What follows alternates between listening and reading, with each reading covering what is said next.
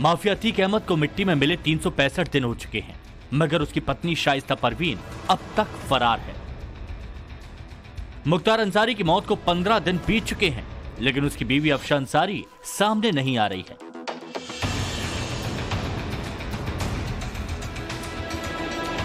सवाल यह है कि क्या इन माफिया बेगमों में किसी तरह की कोई डील हुई है? क्या शाइस्ता परवीन और अफशा अंसारी के बीच कोई कॉमन अंडरस्टैंडिंग है, जिसके चलते ये ना तो सरेंडर को तैयार है और ना ही अपराध की दुनिया छोड़ने को राजी है? अतीक की पत्नी शाइस्ता 50,000 की इनामी है, तो मुख्तार की बेगम अफसा पर 75,000 का इनाम है।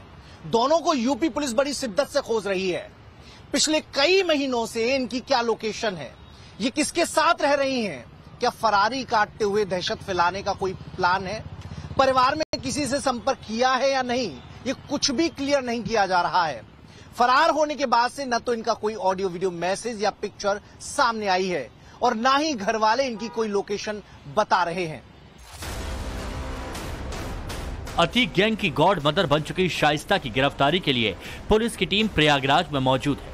24/7 पहरा दिया जा रहा है। हर उस शख्स से पूछताछ की जा रही है जो कसारी मसारी के कब्रिस्तान में माफिया अतीक की कब्र की तरफ जाता दिखता है। कोशिश यही जानने की है कि आखिर ईद के दिन अतीक की कब्र पर किसने फूल चढ़ाए। क्या वो शाइस्ता परवीन थी? क्या वो जैनब फातिमा थी? या फिर माफिया का कोई रिश्तेदार पहुंचा था? क्योंकि जिस तरह पुलिस एक्टिव है, उसे देखते हुए इनके अलावा किसी और के पहुंचने के चांस ना के बराबर हैं। वैसे भी अतीक के 2 बड़े बेटे उमर और अली जेल में बंद हैं। बाल गृह से निकलने वाले 2 छोटे बेटे हटवा इलाके से बाहर नहीं निकल सकते। इसीलिए शक शाइस्ता, जैनब और अतीक की बहन आयशा नूरी पर है।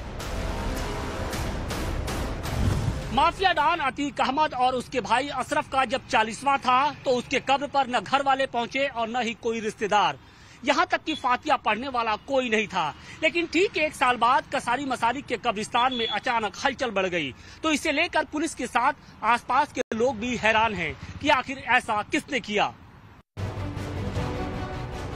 अतीक की कब्र से मिले क्लू के जरिए कड़ियां जुटाई जा रही हैं। सर्विलांस के जरिए लोकेशन सर्च की जा रही है।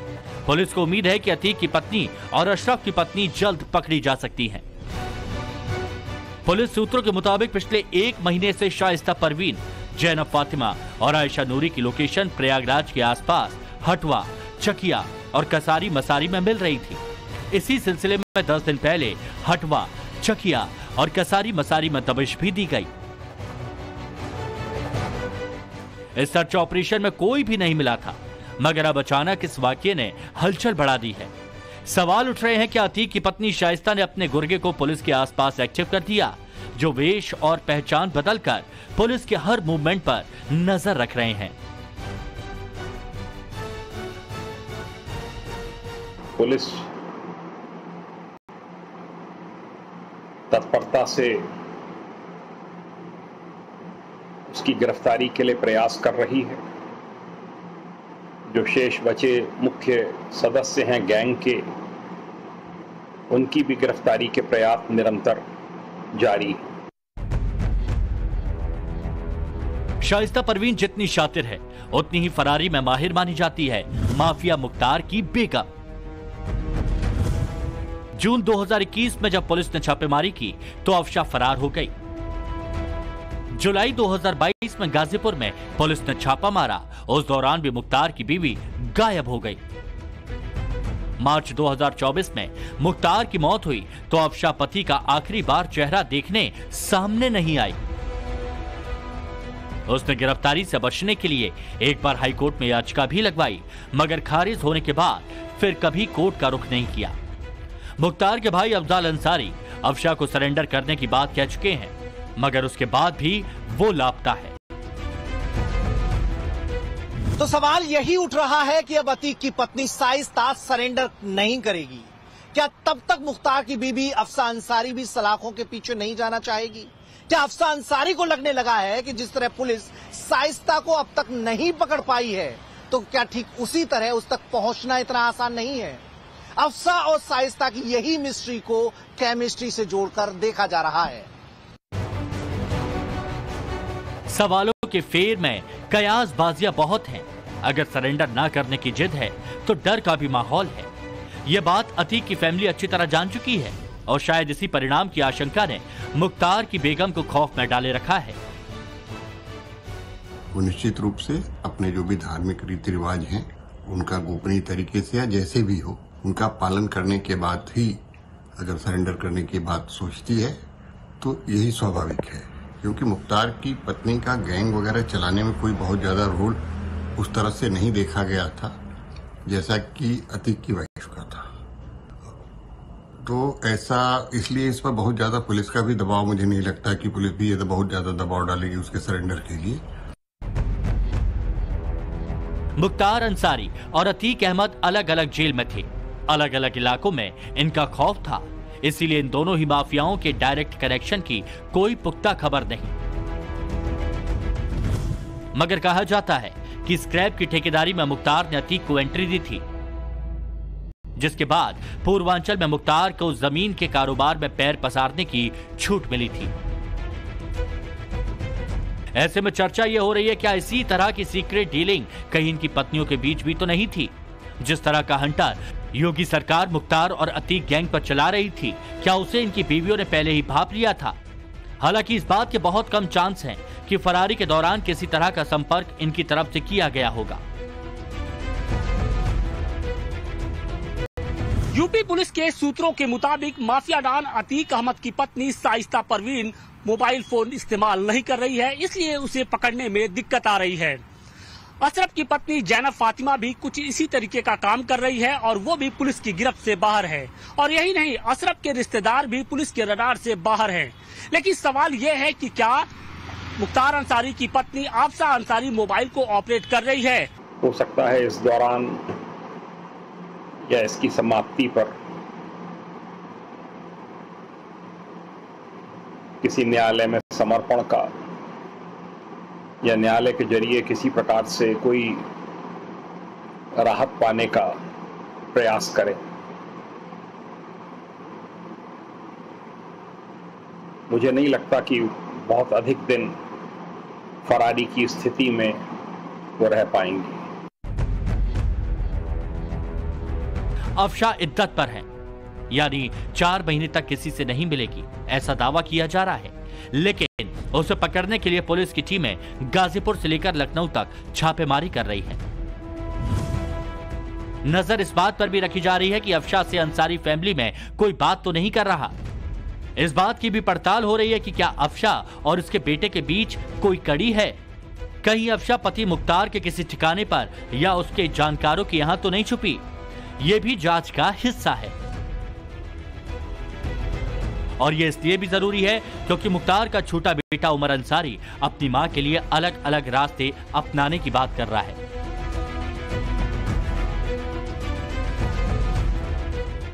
अफसा के पति मुख्तार अंसारी जहन्नुम पहुंच चुके हैं, मगर उसे बेटे उमर अंसारी का पूरी तरह सपोर्ट मिल रहा है। उमर कह चुका है कि वो अपनी मां को अग्रिम जमानत के जरिए राहत दिलाने की कोशिश करेगा। हालांकि वो इस वक्त कहां छिपी है, इस पर किसी तरह का हिंट नहीं दे रहा है। उमर से जब भी कोई सवाल पूछा जाता है तो बार बार मुख्तार के बहाने नया मैसेज देने की कोशिश करता है। आपकी मान सम्मान की हिफाजत के ऊपर, आपकी इज्जत आबरू के ऊपर मुझे भी अगर शहीद होना पड़ेगा तो मैं कभी पीछे नहीं। कि मैंने आंसू नहीं बहाए, मैंने मजबूती से और समझदारी से दोनों चीज़ों से इस चीज़ को लेकर के आगे बढ़ा और मैं अल्लाह की रज़ा पर राजी हूँ। अफशा को मालूम है कि अगर उसकी परछाई भी पुलिस को पता चल गई तो फिर पूरा हिसाब किताब होगा, क्योंकि उसका क्राइम रिकॉर्ड इसी तरफ इशारा करता है। अफशा अंसारी पर 13 आपराधिक मामले दर्ज हैं, जिनमें जमीन हड़पने से लेकर गैंगस्टर एक्ट तक हैं। कोर्ट भी लुकआउट नोटिस जारी कर चुका है। ईडीपी मनी लॉन्ड्रिंग केस में तलाश रही है और फिर योगी की पुलिस ऐसे हर अपराधी का इंतजार कर रही है जो यूपी से बाहर भागने की फिराक में है। मैसेज योगी का है, या तो यूपी में ही अरेस्टिंग होगी या फिर खेल खलास किया जाएगा।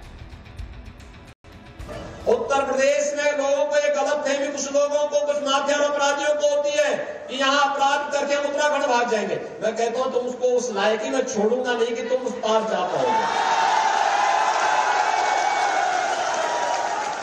उस लायक छोड़ूंगा ही नहीं। योगी का एक्शन कितना जोरदार और असरदार होता है ये माफिया फैमिली अच्छी तरह जानती है और 24 के चुनाव के बीच में कोई बड़ा धमाका योगी की पुलिस ना कर दे, इसे लेकर भी सुगबुगाहट जोरों पर है। इस बात के बहुत चांस है कि शाइस्ता या फिर अफशाह की गिरफ्तारी को लेकर बड़ी खबर कभी भी आ सकती है। अतीक और मुख्तार न सिर्फ अपने अपने इलाकों में खौफ की सल्तनत चलाते थे, बल्कि उसे वोट बैंक के तौर पर भी इस्तेमाल करते थे। उमर अंसारी मुख्तार को गरीबों और मसलूमों का मसीहा बताता है। ठीक उसी तरह की बातें अतीक के जेल में बंद रहने के दौरान उसके बेटे और बीवी करते थे। 2022 के विधानसभा चुनाव के दौरान शाइस्ता अतीक का पर्चा पड़ती थी और ऐसा करके वो मुसलमानों का सपोर्ट पाने की कोशिश करती थी। देते थे और मैं आपका वोट ले जाकर दूसरों की झोली में डालता था। उनकी ताकत बढ़ती थी और वही मुख्यमंत्री बनते थे और मैं झूठों सीना तान कर घूमता था या जेल काटता था। हम सबको चाहिए था कि अपना एक कायद रहनुमा चुनते। इस गलती का खामियाजा पूरे हिंदुस्तान का मुसलमान भुगत रहा है। कहा जाता है कि अतीक अहमद की जिन इलाकों में तूती बोलती थी, वहां शाइस्ता आज भी अपना दबदबा बनाए रखने की फिराक में है। प्रयागराज, फूलपुर, प्रतापगढ़, कौशाम्बी और कानपुर वो इलाके हैं जहां वो अपना फ्यूचर देखती है।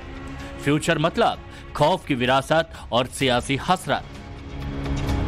मगर इसके लिए बहुत जरूरी है उसका पब्लिक अपीयरेंस देना, और ये योगी के रहते बहुत मुश्किल है। ठीक ऐसी ही दुश्वारियां हैं मुख्तार की बेगम अफशाह अंसारी के लिए। अफशाह की भले ही पॉलिटिकल हसरतें नहीं रही, लेकिन कहा जाता है कि मुख्तार के साथ बैठकर उसने सियासी बारीकियां सीखी थी। गाजीपुर से लेकर घोसी, वाराणसी से जौनपुर, आजमगढ़ से लेकर चंदौली और बलिया, ये 7 लोकसभा सीटें ऐसी हैं जहां मुख्तार की हनक महसूस की जाती थी। मगर योगी सरकार में यह प्रभाव सिमटकर गाजीपुर और घोसी तक सीमित रह गया। यानी एक तरफ से कहें तो लोकसभा की 12 सीटों पर मुख्तार और अतीक फैमिली की नजरें रही हैं और यही इलाके मुख्यमंत्री योगी आदित्यनाथ की रडार पर है।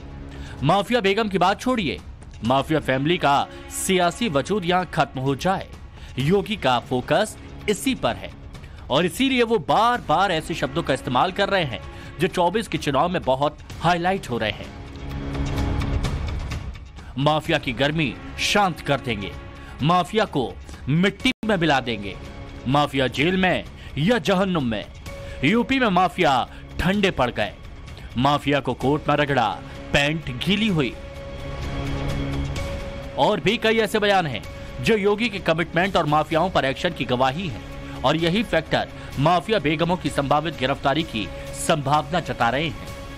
बेटी और व्यापारी की सुरक्षा 17 के पहले यूपी में खतरे में थी, लेकिन 17 में जब आए हमने कहा देखो सुधर जाओ भाई, सुधरोगे नहीं तो गफलत में मत रहना कि जेल जाएंगे, जेल के पहले जहन्नुम पहुंचा देंगे।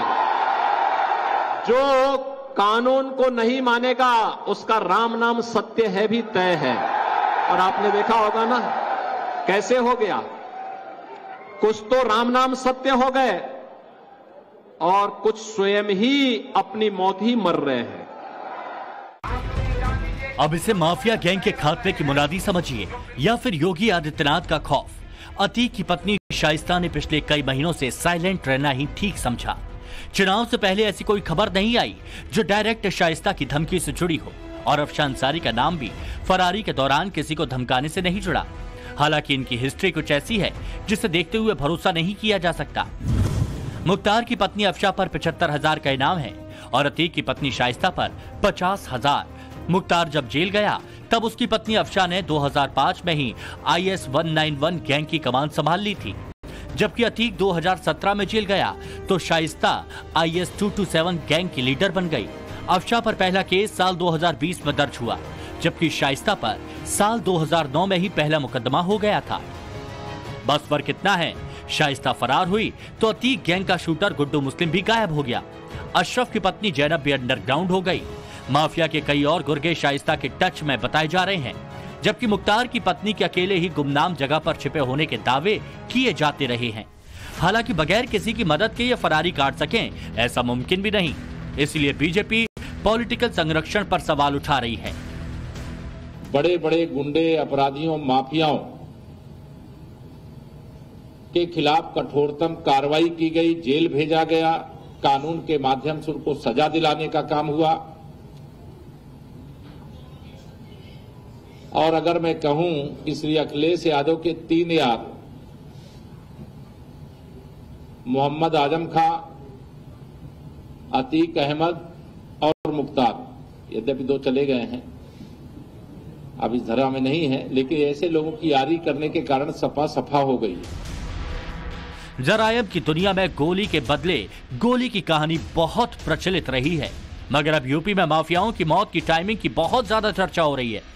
24 के चुनाव में योगी ऐसी ही एक और टाइमिंग से चूकना नहीं चाहेंगे, क्योंकि उनका टारगेट यूपी को माफिया मुक्त बनाने का है और इसके लिए उन्होंने 2025 का टाइम पीरियड तय कर रखा है। Bureau report, times now Bharat.